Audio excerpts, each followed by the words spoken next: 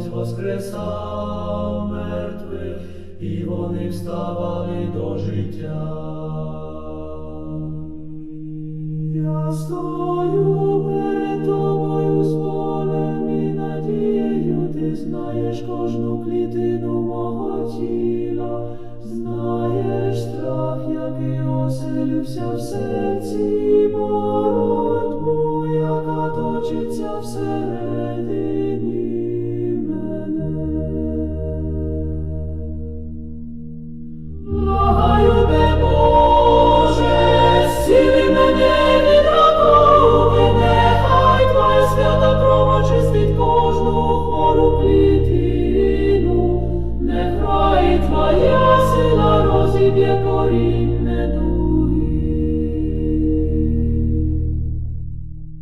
Господи, дай мудрості лікарям, дай сили моєму тілу, дай спокою моїй душі, зміцни мою віру, щоб я не опускав